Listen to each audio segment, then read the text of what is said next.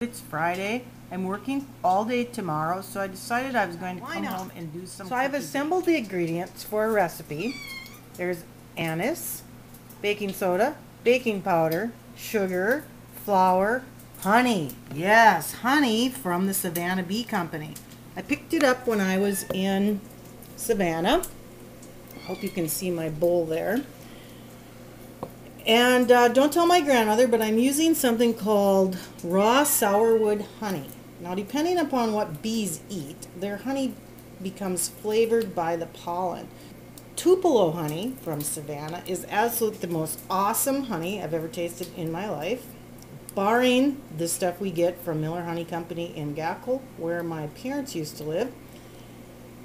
But this particular honey has a terrible taste to it. You wouldn't want to put this in your tea. However, they did tell me that it would retain more flavor when baked in a cookie recipe.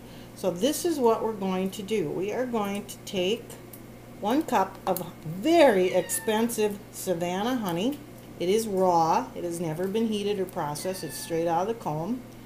And we're going to, warm it up in the microwave. I'll be right back. And at the same time, I'm going to remember to put the eggs into my batter by laying them right here on the counter in front of my handy dandy recipe keeper.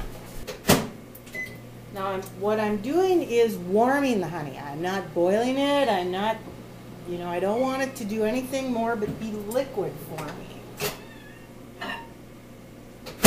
Oh, and it's very fresh, so it's very good. So there's my bowl, to which I will add 1 cup of sugar, 1 cup of flour. I'm going to start mixing that. What do they get? Now, my grandmother might not be too happy with me not using North Dakota honey, but I just wanted to see if there would be a difference in the way they tasted. Okay, that's kind of stiff and sticky icky there. Oh yeah, but a good honey dough. You can just hear that honey clinging to the sides of the bowl.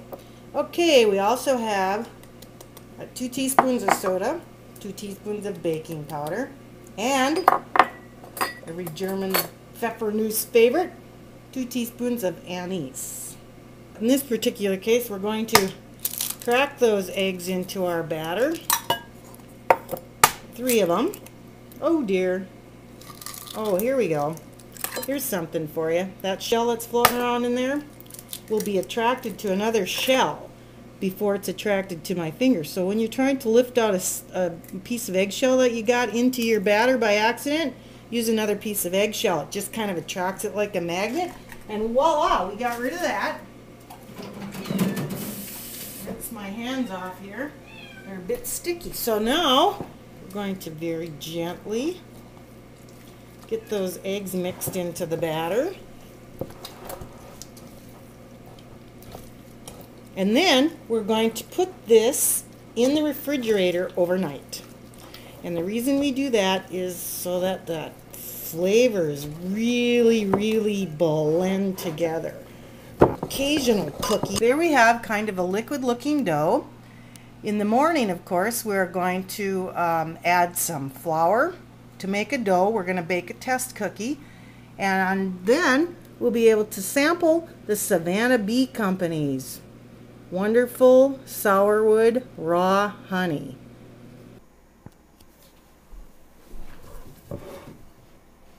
Okay, I had this in the refrigerator for more than 24 hours because I just couldn't get to this on Saturday.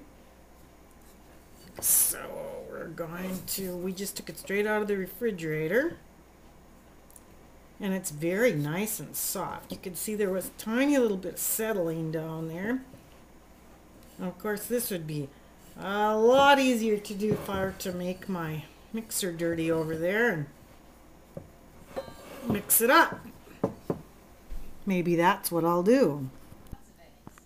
3 1/2 cups of flour later, we have a beautiful test cookie. Came out nicely brown, just about the perfect shape. So Okay, beautiful lightly browned cookies laying in the pan. We're going to get ready to frost them in just a second here with a little bit of powdered sugar frosting and some green food coloring. Those got a little dark there. These were slightly underbaked. They kind of cave in if you do that, so make sure you watch them carefully. Here we are, dipping them in a little bit of powdered sugar frosting. Pretty, huh? Kind of St. Patrick's Day, kind of Easter. Tell me, how'd you like the cookies? They were like really tasty and fluffy. How many did you eat? I ate 4 of them suckers. They were good. They were good.